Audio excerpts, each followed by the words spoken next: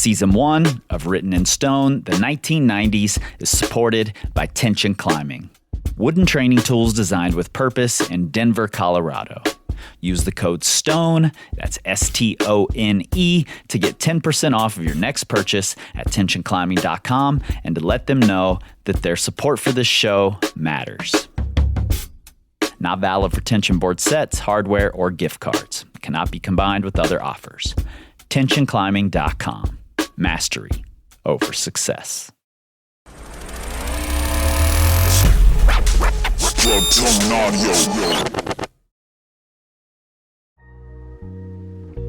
Maya Angelou once wrote, "I believe that the most important single thing beyond discipline and creativity is daring to dare." Creating on its own, well, that's one thing. Creating something you'll give to the world, that's another. It's daring. It's risky. But in a world in which the constant content mill rewards catchy captions and trending audio, an impossible hamster wheel often rendered meaningless by its own hunger for more. Creating something of substance with weight, well, that requires all of it. Discipline, creativity, and an L-cap-sized dose of daring. And I'll take it one step further. To dig into the often unread pages of history and pull out the meaningful stories overlooked by those who've told the tales and written the literal books, and to insert that collection into the canon, that might be the most daring of all. Particularly when it's put into the hands of a reader. Because this sort of gift allows us to understand a different perspective than the usual narrative proposes. It shines a light where former archivists have chosen not to linger. It makes all of us better. And if there's one history that most climbers think they know, it's that of Yosemite Valley. And sure, we know it, pieces of it. But these pieces alone, the most often told tales, they don't complete the story. And so in 2022, when Lauren DeLaunay Miller's book, Valley of Giants, Stories from Women at the Heart of Yosemite Climbing, landed on shelves, chronicling pivotal women from 5 eras of the most told history in climbing, Yosemite Valley, it was a gift. A gift that allows all of us the opportunity to dare. Lauren, welcome to Written in Stone. Wow, Kris, what an intro. Thank you so much. I'm psyched that you're here. I'm psyched that we were able to make this happen. You just returned from Mexico, and this episode goes out next Monday, so we're cutting it close, but I had to have it, so thank you. Yeah, of course. Before we get started, I have a funny question for you. Okay. I'm popping this on you. If you were assembling a 3-person big wall team, yourself and 2 others, and you get to choose from any of the women from any era discussed in your book to form that team, who do you choose? Oh my God. That's such an interesting question. God, a big wall team. Anyone in the book? I considered sending you this question, but I was like, nope. No, it's fun to think about. Well, it's hard for me to not pick our mutual friend, Josie McKee, because I've actually climbed El Cap with her, and she's got the attitude that I need. I mean, at this point, I'm many years removed from climbing El Cap, so I need someone tough to help drag me up there Josie. On this team. Yeah, I need a Josie.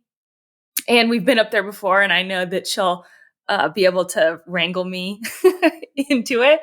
And so I'll put Josie on my list, and then, man, if you could really pick anyone, I have a lot of friends in this book, personal friends, but it's pretty hard to not pick Lynn Hill.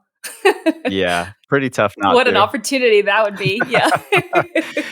When I was looking through your book thinking about this question, I came across the photo of Bee Vogel, is that her name? Is that right? Mm-hmm. And standing in front of the foundry in her blacksmithing outfit, and I was like, wow, she is hardcore. She might have to be on my team.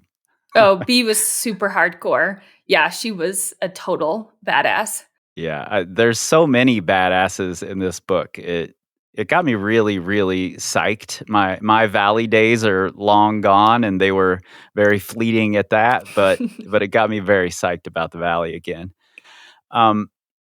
Before you even started the book, who were the women you were most inspired by in climbing? Yeah, so before I'm from the East Coast, and so for me, Yosemite was like this far off place. I mean, I Mm, remember just hoping that I could see El Cap yeah. someday, let alone live and work in the valley and get to climb on it myself. And so, like, the people I was inspired by were ones really that had written memoirs. Like, I was learning about climbing through books at the library. And so I had to, like, the climbing media that I had access to, I felt like was things that had gone pretty big. Like I didn't even know about climbing magazines or videos or anything. So like I remember reading first Steph Davis's book. Hmm. I mean, and over and over and over again, because I was like, oh my God, she's from the East Coast like me. She went to Colorado and that's where I want to go. And then eventually made her way to the valley. And I saw a lot of my own journey in hers. And then of course I'd read Lynn Hill's book. And those were really like the two like big name female professional climbers that I knew of at the time. Like they were my introduction to it. But I felt like more than that, I was inspired by like women that I climbed with at the gym in North Mm, Carolina, because I just saw them around me. Like I started climbing with a crew of ladies and those were my climbing partners and we were going on trips and learning how to put up top ropes, for yeah, ourselves and, totally. doing all that stuff. And I moved to Alaska after graduating college and there was another guide there named Sarah Crozier and she became my climbing partner and mentor and eventually was the person that I first climbed El Cap with. But yeah, I felt mostly inspired by like the women that were literally right around me because I felt like they were showing me the way. Wow, that's so cool. You also jogged a memory in my head that I don't think I'd ever made this connection, but I read both Lynn Hill's book and Steph Davis's book in different years, but both lying on the ground in Vitavu on rest days, Mm. on separate trips there. I totally had forgotten all about that. That's really cool. You mentioned that you worked in the valley and spent a lot of time there. So, what's that like timestamp? What were the years that you were in the valley and working on YOSAR? I worked on YOSAR in the summers of 2018, 19, and 2020. And so I must have gone there. I would say by 2017, I was like working kind of remotely, dirtbagging in a van, living in El Portal. Like 2017, I was pretty much in the valley all year. And I must have then gone there for the first time in like the fall of 2015 or something. And then Mm, kind of did like a standard rotation of going there in the fall and going there in the spring and then going there in the fall until I was able to like kind of stick around the Sierra for almost a whole year. And then lived in the valley that winter. Started spending a lot of time in Bishop too. And then kind of between those two places, started doing summers in the valley on YOSAR in 2018 and winters more or less in Bishop. mm. Total side track here, but what was the summer of 2020 like in It Yosemite? was so weird.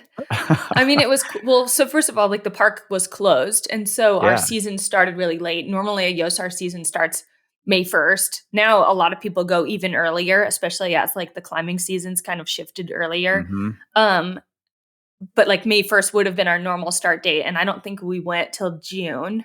So Mm, already you get there and it's like pretty hot. Like you've already kind of missed the prime yeah. time. But it was like weird. Like Camp 4 was closed. Rescues were hard because we had to wear masks and it's really hard to wear a face mask and hike up the mist trail as fast as you It's can. And no we had all these doubt. extra precautions. But in other ways, it was really cool to be in the valley in 2020 because Mm, it was a really cool opportunity. I mean, in the face of everything horrible that was going on in the world, to like get to see the valley with less traffic, less visitation, more animals, like all this. Yeah, Camp 4 being quiet, getting to live there with no other campers. Like it wow. was it was very strange, but yeah, definitely a unique opportunity. Wow, definitely. I hadn't thought about that. My first thought was just the absence of the people, but I didn't think about the animals would immediately start coming back into places where they don't normally go, and yeah, that's really cool. Yeah, it was so cool. Uh, 2020 out of the picture, what was the culture like, in your years in the valley as far as, like, women climbing and women being on YOSAR? I mean, for me, I feel like I had always known that women were on the YOSAR team. I was really brought into the fold by some of the women who were on the team Mhm. before me, Josie being one of them. She introduced me to a crew of people. And then Jane Jackson and Alexa Flower were there before me. And they kind of came up to me and like encouraged me to apply. So I felt like there's a really strong culture of women kind of recruiting and encouraging other women that are in Mm, that valley wall climbing scene to apply because it can be such an intimidating thing. And so I feel sure. like there really is that culture of women looking out, knowing that they really want a team with as many women on it as possible, and going out and like looking and trying to see who's psyched and who might be a good fit for the team, and then kind of encouraging those people to put in an application. But it's definitely never been even.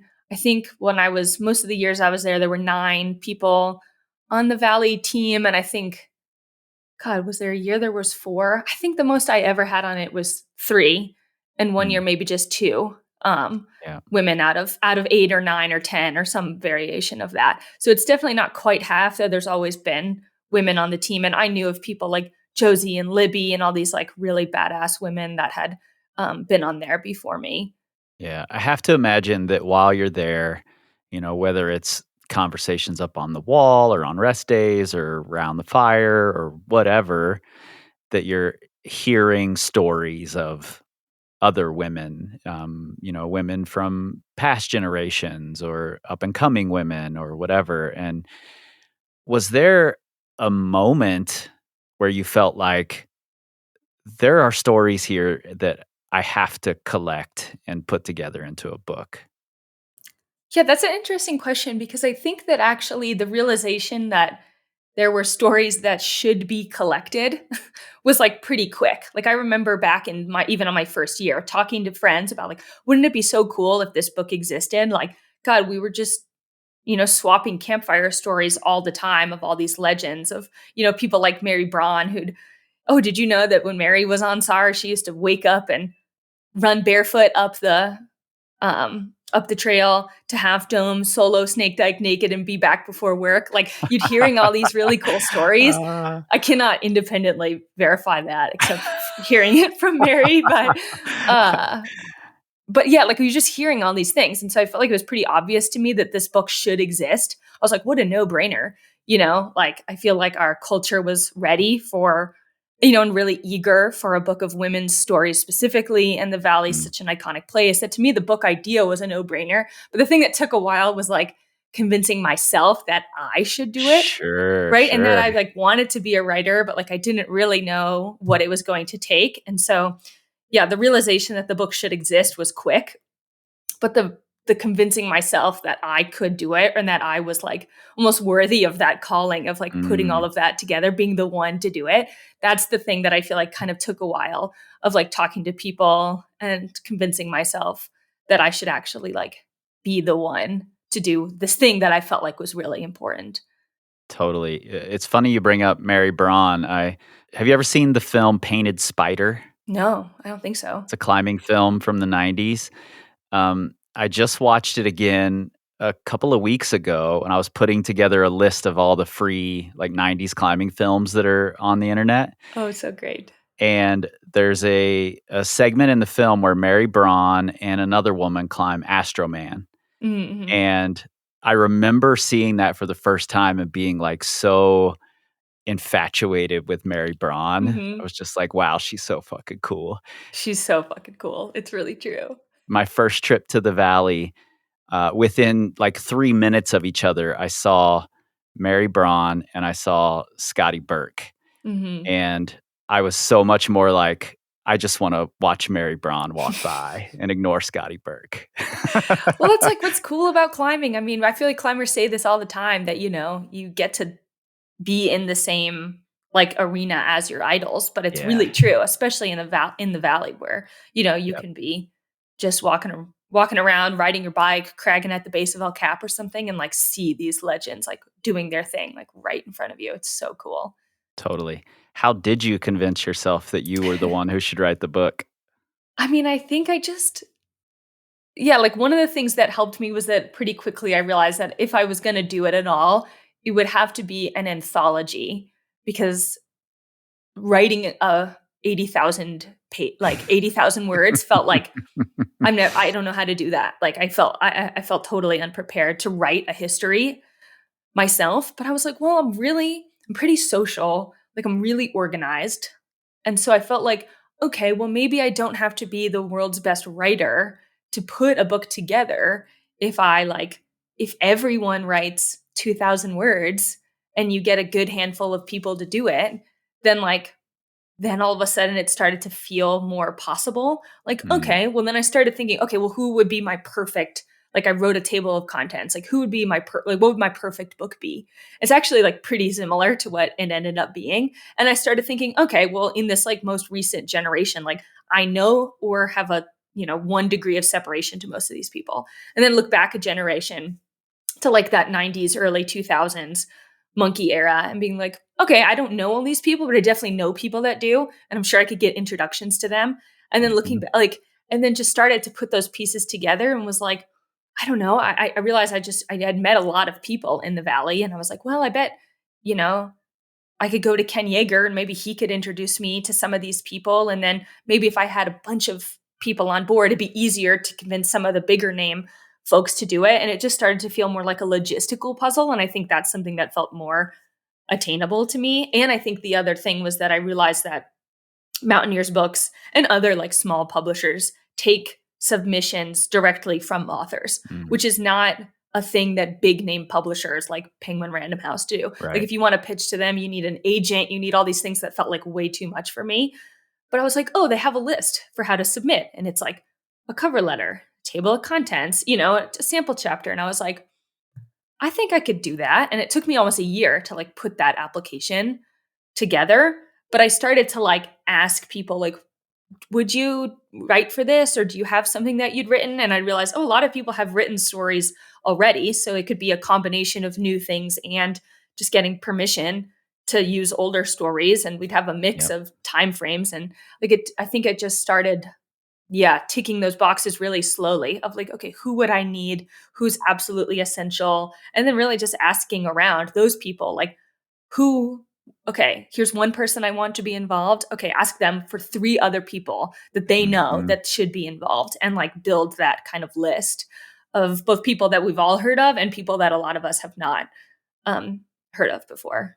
Yeah, I think that's such a smart thing. You mentioned that you did that in the book, and I thought, wow, that's incredible because those women from 1970 were also inspired by someone, and and then those women were inspired by someone, and it's such a smart thing to get their input on who was important because if we only look back at the history that's already been told, we're looking largely at white men's history and the way that they're telling it. So a lot of these names and people get forgotten or just become a little side note. So really smart way to do it.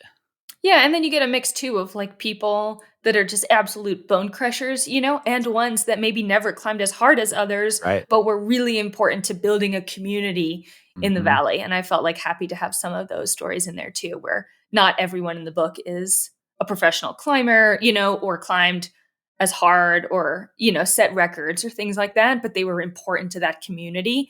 And so in the same way that there's a lot of people not in the book who have climbed very hard in the Valley, but because they never lived there or worked there or were like felt part of the community, like are then, were not included.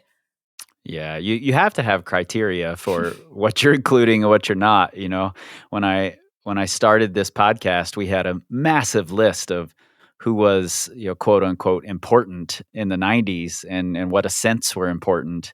And whittling that down seemed like this Herculean task. Totally.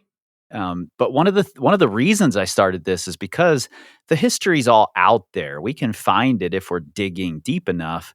But there didn't seem to be a place where I could just go to hear the story of this one thing in its totality or close to its totality. So having this resource where I can, if I want to know about the women in Yosemite from a certain era, I can go in and listen to or read the words from these women or from people who've interviewed them.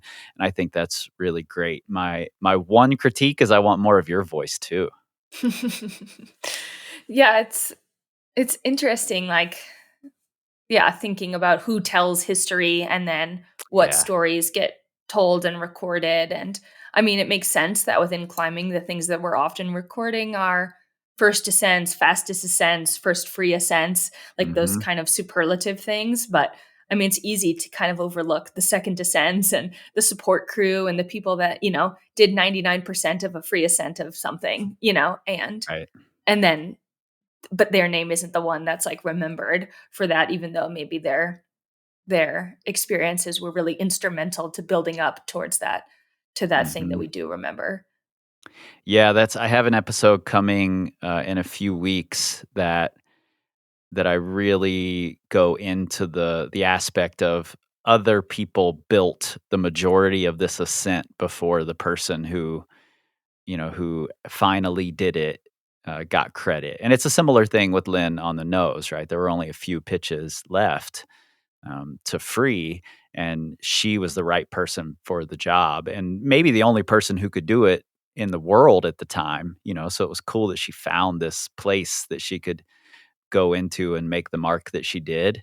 But you're right; it's so important to tell the stories of the other people who helped build the thing. Yeah, I mean, same thing on the Salathé, Yeah. right? Yep. Like gotten so close, other teams Hmm. to that for free ascent, and I think they've gotten like some attention for it at the time, but I feel like as history goes on, we tend to just like record those superlative ones and forget Yeah. about that community behind it. Yeah, I agree.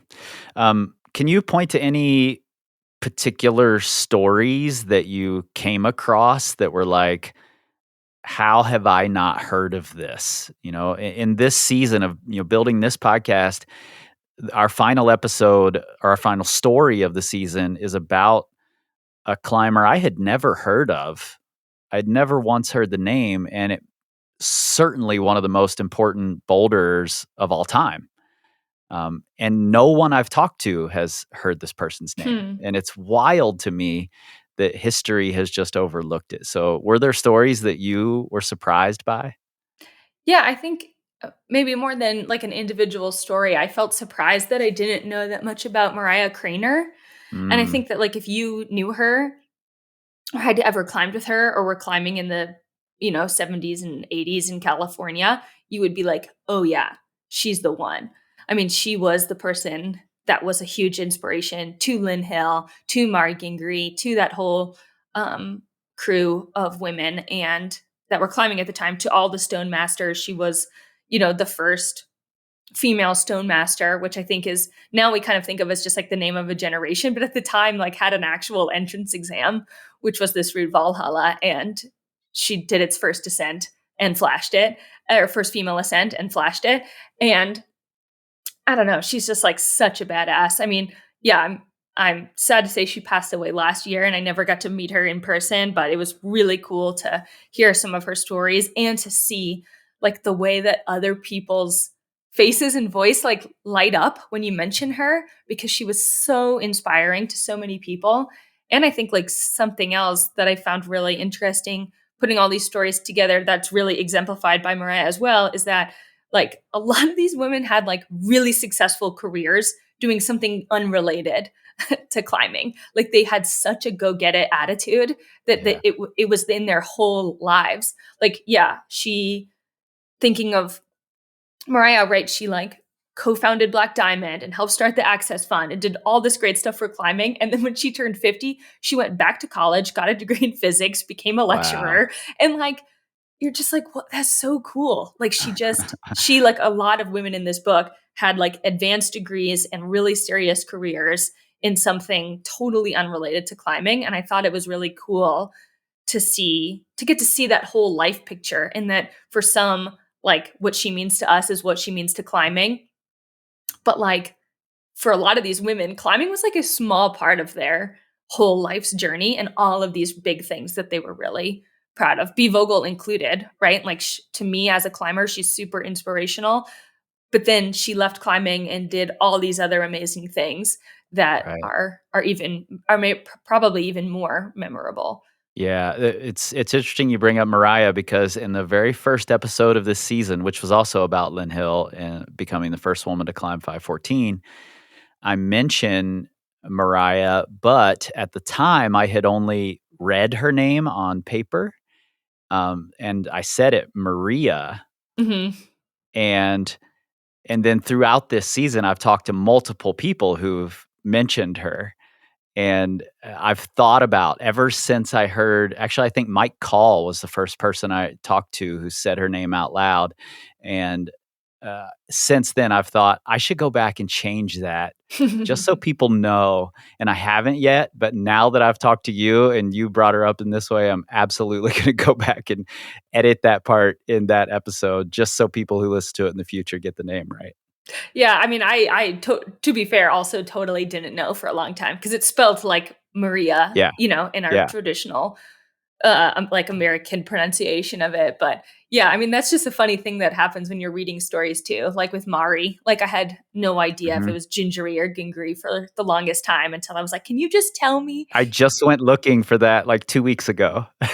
Yeah. How Well, do and you it's just like a pronounce it? funny book thing. I feel like there's all sorts of words, even totally outside of this, where you're like, oh, I've read this word a bunch of times and I don't actually have any idea how you say it out loud.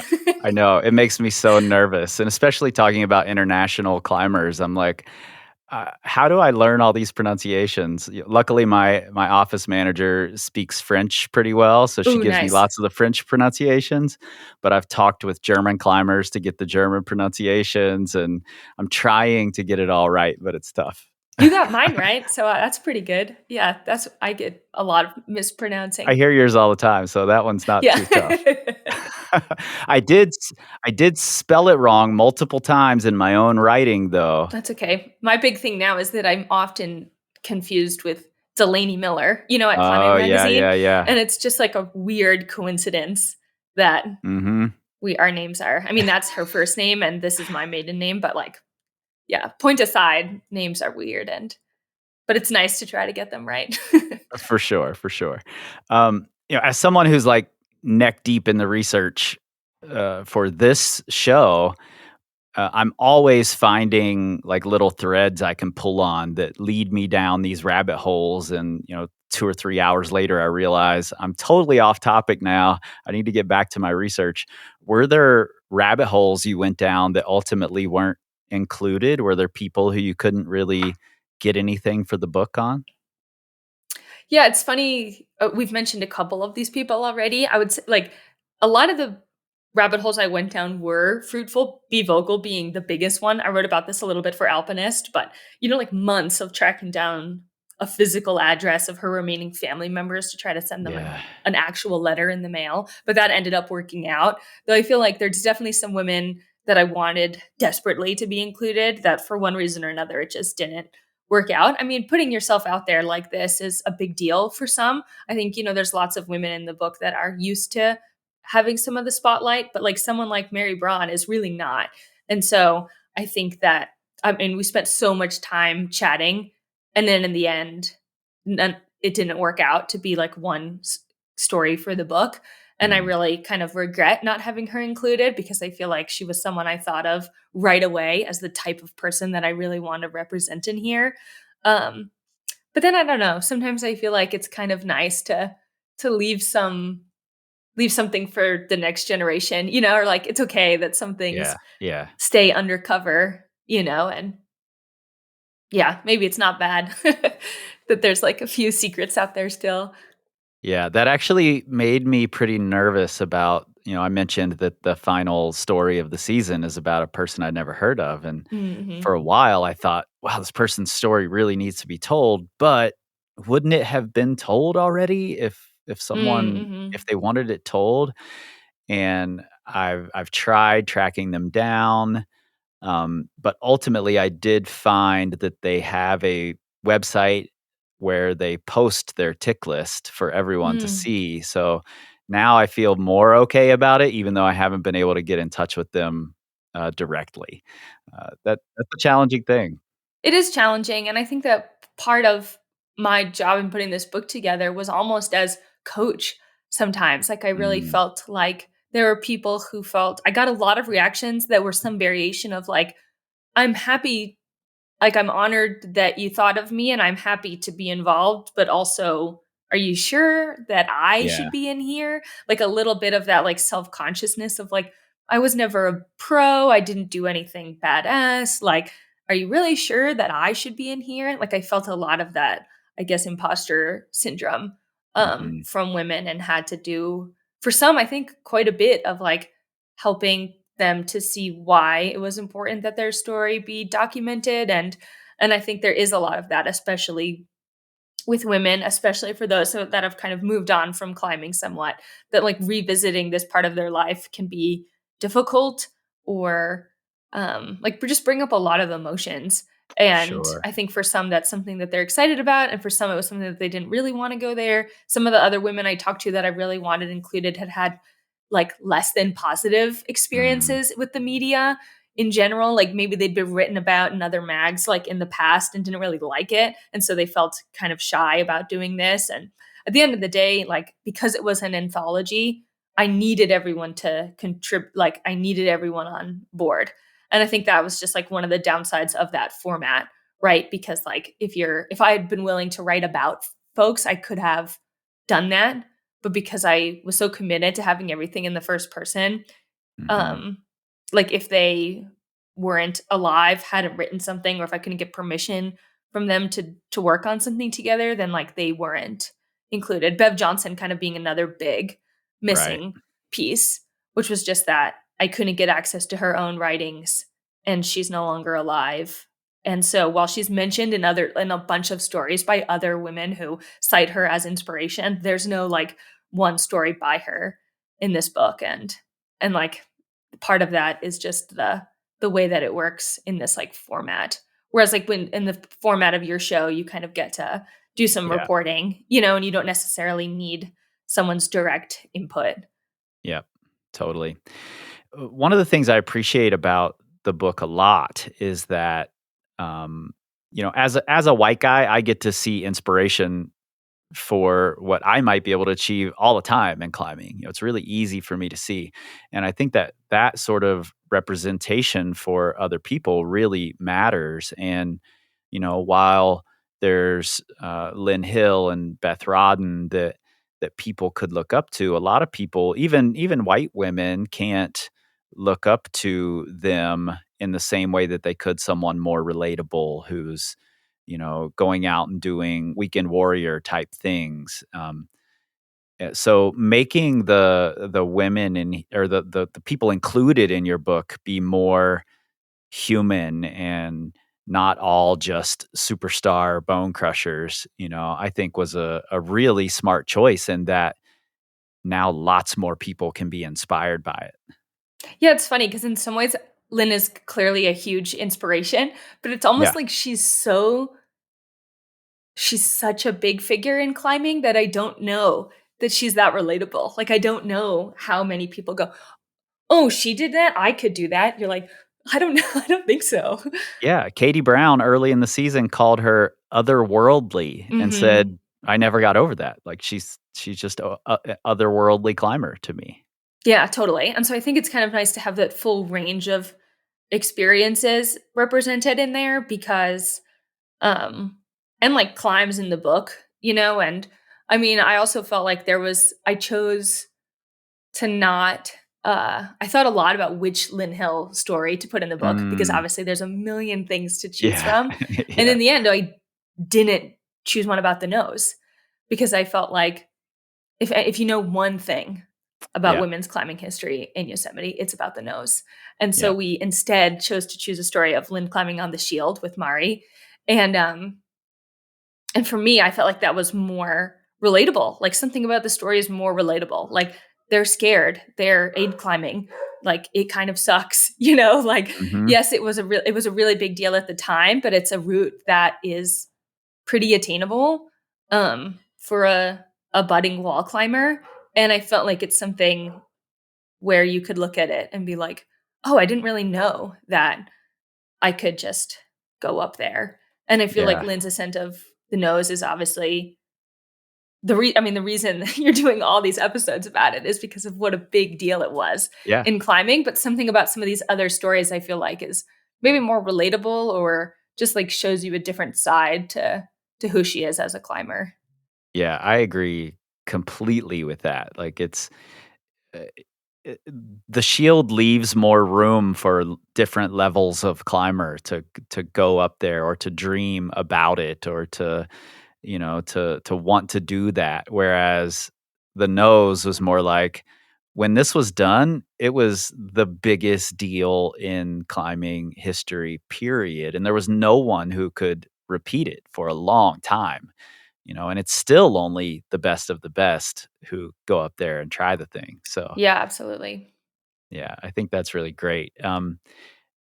Lynn is this like extraordinary talent that I think is required in a lot of ways to sort of punch through, the same way that baseball had a Jackie Robinson that could punch through that barrier. I think there is someone of that extraordinary talent required in a lot of ways to make everyone else notice. Um, so I do I do appreciate that about what she did, whether that's what she was trying to do or not. Um, she did lead that charge, and I'm curious, what do you find most impressive about Lynn? Having, you made the decision to put the shield essay in there as opposed to some of the more impressive ascents. But what is it about Lynn herself that you think, having seen all these stories from the women in Yosemite, is the most impressive part? Yeah, I was thinking about this, and I think one of the reasons that I was so inspired by the Shield story and decided to use it was how impressive it is to me, like the breadth of Lynn's climbing prowess. Like Mm, when I was really impressed in general with all the women of this generation over how like being a climber meant doing all types of climbing. There was no like I'm a boulderer, I'm a sport climber, I'm a yeah. aid climber. Like climbing was climbing. Like most of the climbers of Lynn's generation, like you did all forms of it. They were going abroad and sport climbing and then coming back and putting up big wall routes and bouldering. I mean, to think of Lynn on both the shield, the nose free, midnight lightning, all of Mhm. this hard stuff. It's like, wow, to be that good across so many disciplines. Like today, I feel like we have so much delineation and so much like specialization in climbing, which obviously like, athletically makes a lot of sense. But I think Sure. it's really impressive when you start thinking of like the whole picture of things that Lynn accomplished. From like, I mean, the shield is something that's fairly attainable for climbers today, but at the time it was damn hard and Mhm. super scary. And they didn't have a lot of the equipment that makes climbing the shield, I'm going to say moderate, but like somewhat moderate today. Yeah. And like to think about climbing A4, A5, and 514 and V8. Like, I don't Yeah. like not that many people do that then or now. And I think that's something like worth thinking about when you think about the nose too, is that like kind of at the same time that she was doing that, she was also a really strong boulderer and Mhm. a like great aid climber. And that those things kind of came together in this nose ascent. But like I don't think that would have been possible without that generalization, that like excitement about climbing across all disciplines. Yeah, I also think that, like, the time in which she was doing it is ridiculously impressive because it was an era that was really dominated by strong male personalities, Mhm.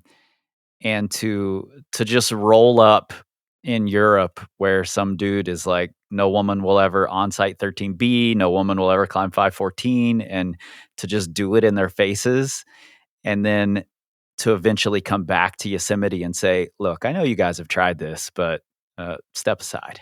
Mhm.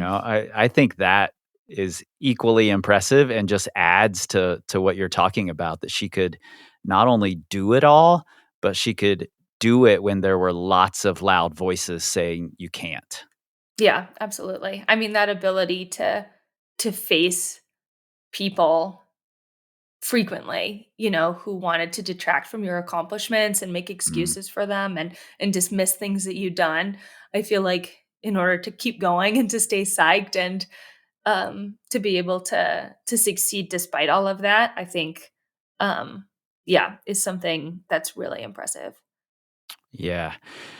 I'm curious. I don't know if this happens in the valley. It's happened to me, and I've done it. Like I've been the person who said it so many times that Lynn's name sort of gets invoked as this reason that we can't use excuses anymore, especially the like it's too reachy or I'm too short excuse. I'm curious, in the valley, was that even more prevalent, or was Lynn just on such a level that she couldn't be used in that way? Yeah, it's an interesting example. I feel like I don't know if it was more prevalent in the valley, but I mean, being in El Cat Meadow and staring up at it every day, it definitely makes it feel even more Mm. prevalent. But on the flip side, I feel like I often heard in Yosemite and elsewhere, kind of like some dismissal of the nose free ascent because of like this Lynn small hands Her thing. small fingers, And that yeah. like, oh, well, of course you'd have to have really small hands to do it. And I'm like, this is the same sort of shit that women get True. day in and day out in places like Indian Creek, for like, oh, you can only climb 5'11" in the creek because, you hand jam reds and like Mhm. if I could do that, then I'd be climbing so much, like I feel like more than anything, I feel like it's almost the opposite. Like you look at the Great Roof, like there's people who feel threatened by like Lynn's success.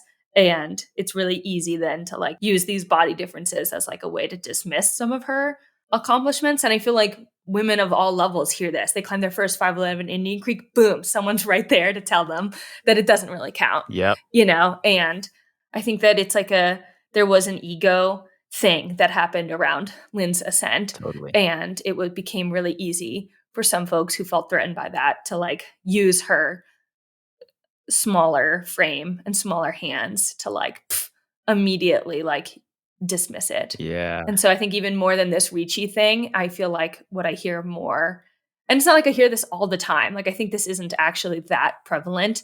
I think that most people today have kind of let go of this idea that it was only possible because she had really yeah, small hands, but it's yep, definitely a thing that I feel like is still out there and that a lot of women hear, whether it's like, oh, you're more flexible, or you can get your foot up higher or you're shorter. So all of a sudden, like, these scrunchy moves are easier for you because right. actually it's harder to climb with more ape index. Like no matter what you do, like, like there's someone out there like Uh, not letting women just yeah, like succeed at things.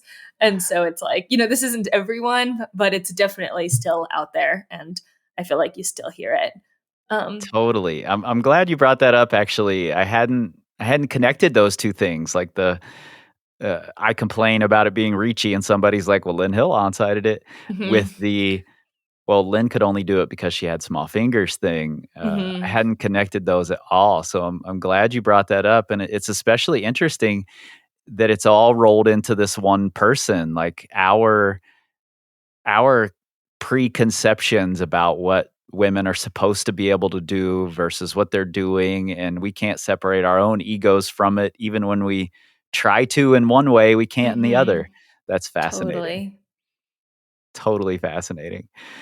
Um, in my opinion, and and I think a lot of people would argue this. I've seen people argue it, but I think Lynn's ascent of the nose is probably the most important ascent in climbing for the 1990s.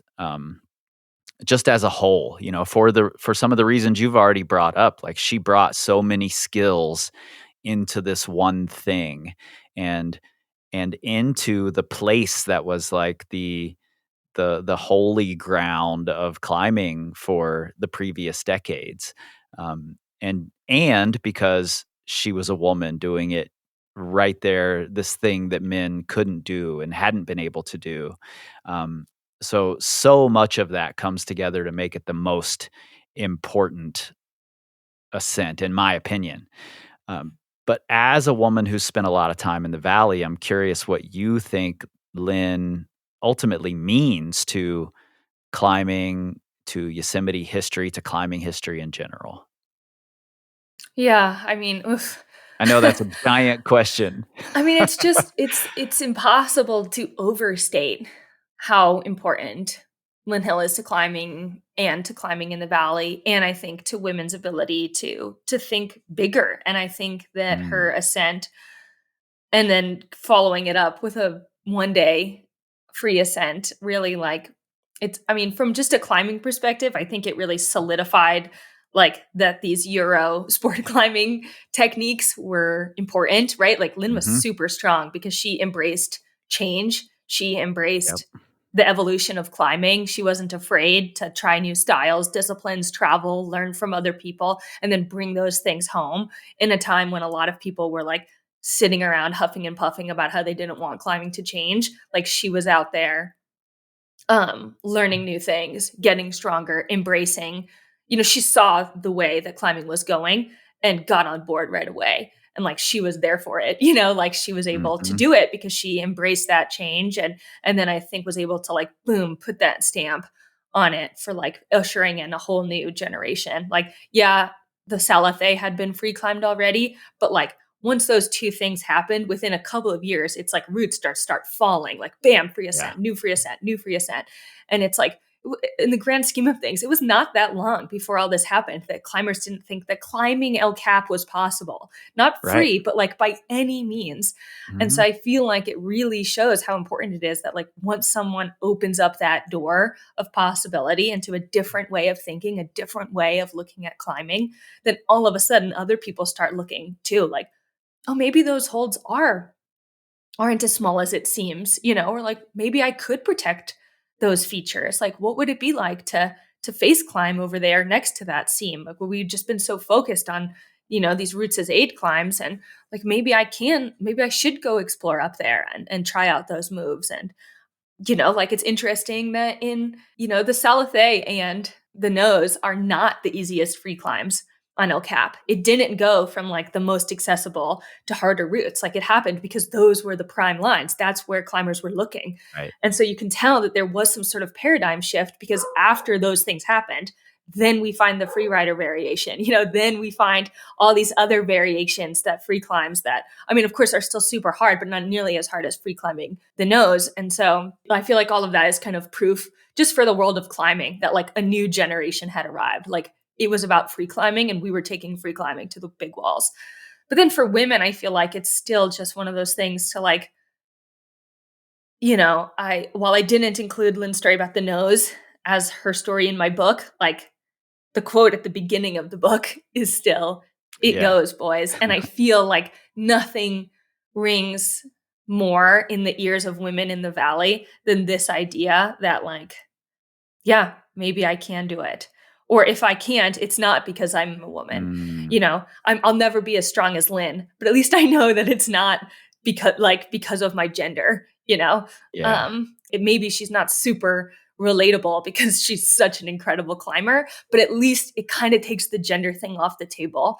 I feel like in the minds of women in terms of like what they're able to do. And this was only a few generations after like women weren't even really allowed to lead, explicitly because of their gender. And so what it does is, maybe it doesn't make me think that I'll free climb the Nose someday because I definitely will not.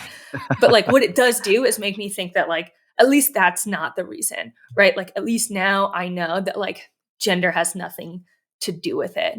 And that someone whose body is similar to mine can go up there and like do incredible things. Obviously it takes more than like finger size to climb the Nose free, but like at least it changes this one thing, this idea that like maybe women can't do it and like changes the way we think about it. I love that. I love it. I've been like forming this mental picture throughout this season.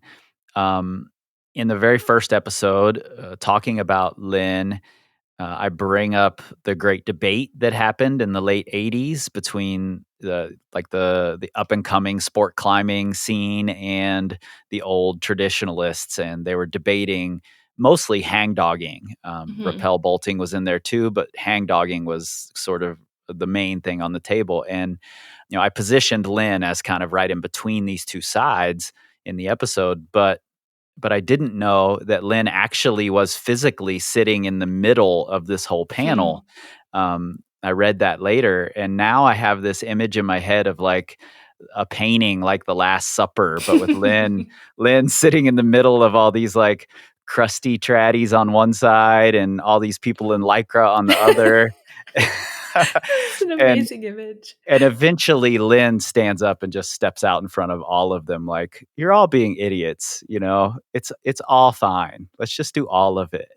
Mm-hmm. And she becomes who she is, and we've said multiple times here that Lynn may not be relatable because of how good she is, but I've been doing climbing festivals for 25 years at this point, and I've seen Lynn at so many events and watched her with climbers who were just like wide-eyed that they're getting to talk to Lynn Hill, and she's so normal when she's doing that. It's one of the coolest things about her, I think, is that she's just a normal person, and you would have no clue. And in fact, I'm going to get in trouble for telling this story, but I have to do it really quick. My friend Paul, who's one of the coaches at Power Company, told me that he was at a crag with a friend, and there was a woman climbing next to them. And the guy asked the woman if she wanted beta, and it was Lynn Hill. And he had no idea that it was Lynn Hill. That's amazing. She obviously didn't need his beta, but I think it's, kind of indicative of why Lynn Hill's important. And to say that Lynn's not relatable, I don't mean that she's not like inspirational. I think it's totally. more just that like, no, I don't think most people go like, oh, she free climbed the nose, I can free climb the nose. It's more like, she went up there, I can go up there, Yeah. And that idea that like you have something to aspire to, that like someone like you has gone to the greatest depth of the sport. I feel like that's the inspirational, relatable thing. It's like, not that I'm going to reach the same heights that she did, but it's that like, well, maybe if I really tried, or at least I know that I'm not going to be held back because of certain inalienable like traits about me. Mm-hmm. And I think that that's the thing that is so inspirational. And that's like the mark that, like, that's why people are still talking about the nose and still talking about Lynn Hill and how important this was. And like, this was happening well before this whole new generation of climbers ever like was born or like started training in gyms from when they were like toddlers, like none of that existed when Lynn free climbed the nose. And it's one of those things that changed the game. And I think for both men and women, like let everyone know that we could look at these walls in a different way. Yeah, so important. Well, Lauren, I appreciate you taking the time to do this. I can't imagine anybody more qualified to talk about the women in Yosemite and what Lynn means to that and who the other badasses were. And I hope that someday we get a book with more of your voice as well, because I think your perspective is really important and I'd love to hear more of it. So thanks for your book. Thanks for the work you do putting out stories with Duct Taped in Beer. I appreciate all of that. And thanks for taking the time today. Yeah, thanks, Kris. This has been really awesome. Thanks so much for having me. I'm honored. 1, 2. All right, Written in Stone is produced by me, Kris Hampton, with help from Riley Rush and Emily Holland for Plugtone Audio, a group of the best, most impactful podcasts in the outdoor industry. The link in your show notes, you'll find all the things you expect, probably some you don't, including links where you can find Valley of Giants, stories from women at the Heart of Yosemite Climbing, as well as how you can connect with Lauren online. You should absolutely get this book. You should absolutely read it. Buy it for your daughters, your sisters, your mom, and for yourself, of course. And look, this show is 100% rooted in the facts, but like Todd Skinner always said, never let the truth get in the way of a good story. And seriously, if you love what you're hearing, give us those 5 stars and a glowing review. The algorithm loves it, which means more people find it, which means sponsors will love it, which means we can make a season 2, and together we can tell the stories of climbing's most important ascents, 1 decade at a time.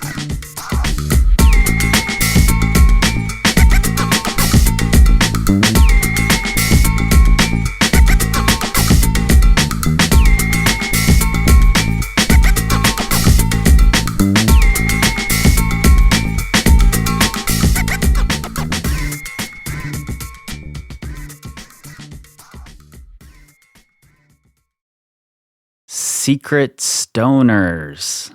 Welcome to another club meeting. Glad you all are here. Wow, isn't Lauren the coolest? I feel like I just want to talk to her all the time about women in Yosemite history. If you don't have her book, definitely check it out. We're also going to be doing a giveaway with her book. I talked with Mountaineers Books just the other day. We're going to give away her book, as well as one of the books that I've been using as a resource this whole season that frankly is one of the nicest books about climbing in the 90s that I've ever seen. It's pretty incredible, really. I lucked across it at Wild Iris Mountain Sports here in Lander, and I bought it, and someone else should have a copy of it. If I could give away 100 copies, I would.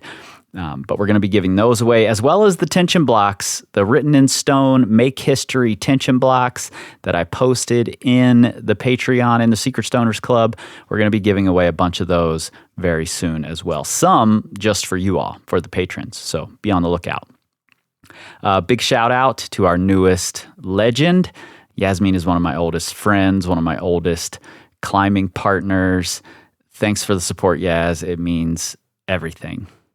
I just looked in the Patreon at the poll for which decade are we covering next, and the 80s are pulling further ahead, 54% to 40%. So you guys know what to do. You know what? I'm beginning to wonder if you kids who want the 2000s even know how to use the internet. I don't know if you do. I'm not convinced. Us older dinosaurs might know more than you think. Okay. I've had a big week over here. I finished narrating the giant episode that I was stuck on before. It's going to be amazing, epic. It's huge. I can't wait for you to hear it in just a few weeks.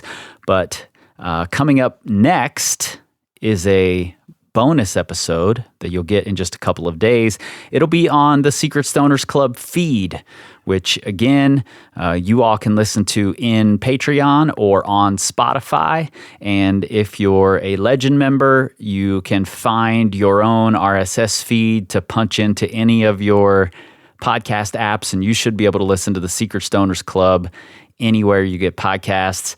And that episode is going to be with Nina Caprez, and it's a conversation I recorded for the Power Company podcast when I was working on a remix episode about failure, but I've never put the episode out there in public before. I've never put this conversation out there in public before, just little snippets of it for that remix episode. So that is coming to you in just a couple of days. And then next week, the biggest controversy in climbing in the 1990s. I went into this story thinking I believed one thing, and I came out on the other side believing another.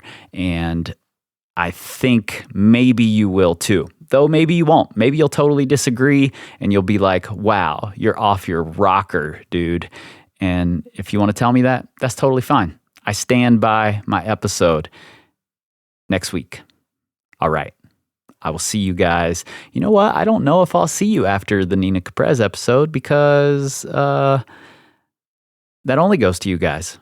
Do I talk at the end of Secret Stoner Club conversations? I don't know yet. That seems weird. We'll see. We'll see how I feel come Tuesday night.